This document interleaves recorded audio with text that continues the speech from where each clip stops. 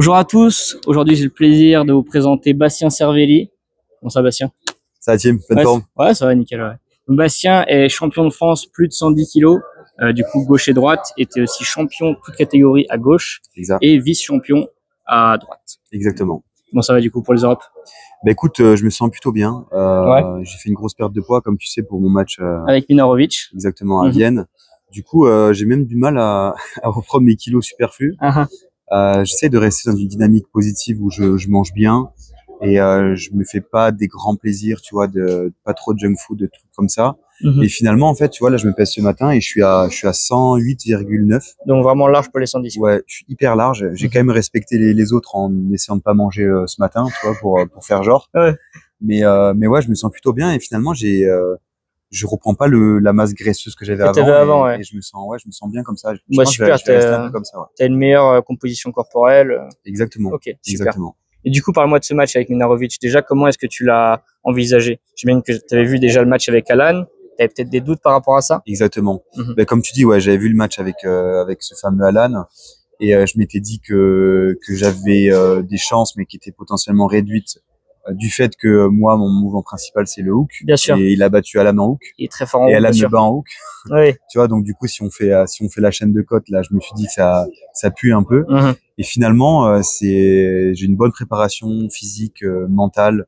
Et ça s'est très très bien passé. Je suis très content. C'était le premier événement que je faisais de manière individuelle et internationale. D'accord. Et du coup, vraiment content du résultat. Du résultat, ouais. Exactement. Ok.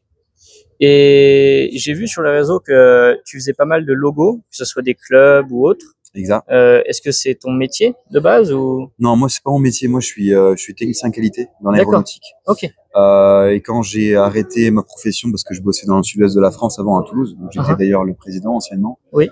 J'avais monté une structure de logo, enfin de graphisme. Cette structure, j'ai dû l'arrêter parce que je travaille pas en France maintenant, je travaille en Suisse. D'accord. Du coup, il y avait un petit truc bizarre avec l'assurance maladie, enfin un truc un peu bizarre. Ok. Et du coup, je prends toujours plaisir à faire des logos, à faire des designs de t-shirts. J'ai fait récemment d'ailleurs le t-shirt de l'équipe de France. Je parle uniquement de design, hein. Je parle pas de tissu, tout ça. Tissu, vraiment bien design, sûr, tu vois. Okay. Donc j'ai pas pu gérer le côté tissu, tout ça. Et là, j'ai fait aussi très très récemment le t-shirt de Tahiti.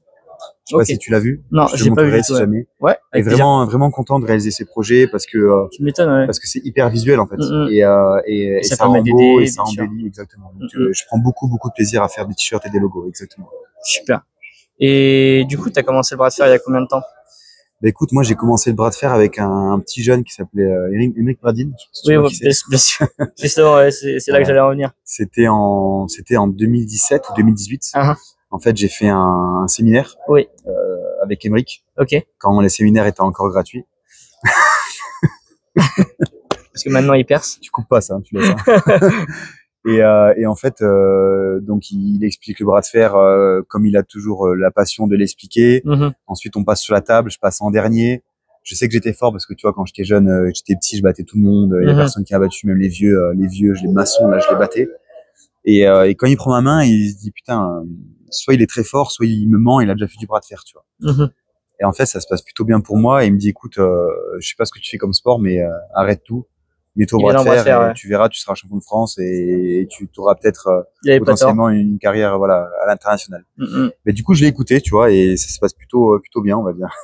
Parce qu'avant, du coup, tu faisais du rugby, c'est ça? Ouais, avant, je faisais du rugby. J'étais depuis très jeune. Ouais, depuis très jeune, depuis que j'avais je sais pas 12-13 ans, tu vois. Ok, ouais. J'ai une vie passive de rugbyman. Pas pro, j'ai pas fait des grandes équipes, tout ça, mais t'as beaucoup fait quand même. Voilà, c'était ma vie, c'était une grande partie de ma vie, tous les week-ends au rugby. Je bouffais rugby, je dormais rugby, je pissais rugby, enfin. Et je connaissais pas d'ailleurs les autres sports. Et d'ailleurs, j'ai vu la difficulté d'arriver dans un sport non connu avec finalement peu de moyens. Oui. Donc j'ai connu, tu vois, la phase où c'était la richesse et l'accessibilité de tout, le médecin, kiné. Bien sûr. Et le côté négatif aussi du bras de fer qui est peu connu et du coup tout est un peu difficile. Tu vois, tout vient doucement. Mais bon, on va y arriver, Ouais, non, c'est clair. Et tu dirais que ce passif du rugbyman, est-ce que ça aide pour le bras de fer ou est-ce que ça n'a absolument rien à voir? Alors, ça aide parce que physiquement, tout ce qui est épaules, pecs, oui, un conditionnement général. Exactement. Et par contre, là où ça aide le plus, je trouve, c'est mentalement, bien sûr. Oui. comme on dit, le côté combatif. Voilà, le bras de fer, c'est le bras de fer. Le rugby, c'est un sport où tu fais travailler ton mental. C'est le sport de la vie. Hein. Donc forcément sur ça m'a aidé. Le côté combatif, le côté hargneux. Bien sûr. Forcément. Oui, c'est partie du truc. Exactement. Carrément. Et j'ai vu il y a quelques années que tu avais fait une pause dans le bras de fer parce que tu as fondé une famille tout simplement. Exact. Donc maintenant tu es revenu. Comment tu arrives du coup à allier? Est-ce que ça va mieux maintenant? Tu arrives à bien gérer les deux ou... Bah écoute, oui, j'arrive à bien gérer les deux parce que j'ai une femme formidable qui m'aide beaucoup dans la gestion des enfants. C'est sûr que c'était une période, on va dire, très dure de ma vie, jumeaux, loin de ma famille, oui. Loin de la famille de ma femme aussi. Donc c'était gestion émotionnelle, gestion même le dodo. Enfin, toi t'as pas d'enfant, j'imagine. Non, du tout. Tu connais pas encore ce que c'est les phases de sommeil. En plus, là, on avait le doublé parce que jumeaux. Mais ouais, c'était une période dure de ma vie où je pensais que pour moi le choix le plus judicieux c'était de stopper le bras de fer parce que le bras de fer ça reste un sport hein, et la famille c'est quand même le plus important. Et t'as toujours eu l'optique de revenir quand même ou? Bien sûr, toujours eu l'optique de revenir quand même. Mais il fallait vraiment faire cette pause là quoi. Il fallait faire cette pause là pour déjà respecter ma famille, respecter ma femme. Assumer tes responsabilités de père de famille. Ouais. Et ok, ça m'a peut-être fait perdre, on va dire, une grosse année de prépa et tout, mais ça m'a fait gagner une tranquillité avec mes enfants, avec ma femme. Et aucun regret quoi. Voilà une réussite de mon couple d'ailleurs parce que je vais être papa dans pas longtemps, encore une fois. Voilà. Énorme. Ma femme est enceinte actuellement. Génial. Donc tu vois, je pense que finalement c'était forcément de mon choix. C'était forcément de mon choix. Je vois. Ouais. Ok. Du coup, là, maintenant, on est aux Europes 2025 des bras de fer sportifs. Tu vas participer en 110 kg senior. Moins de 110 kg, exactement. Moins de 110 kg, ouais. Déjà, la préparation, ça s'est bien passé? Écoute, la préparation, c'est très, très bien passé. J'ai la chance, d'avoir à mes côtés, bien sûr, dans ton club. Voilà, quelqu'un qui s'appelle Alexander Iniski. Tout à fait. Que tout le monde rêverait d'avoir, je pense, en tant que sparring partner. Donc il me fait beaucoup bosser, on bosse bien tous les deux. Niveau muscu, moi j'ai fait aussi le choix de faire un home gym chez moi. Ok, ouais. Donc tu vois, tu peux t'entraîner quand tu veux. Ouais. J'ai tout un truc complet. Bon, financièrement j'ai mis ce qu'il fallait pour être tranquille.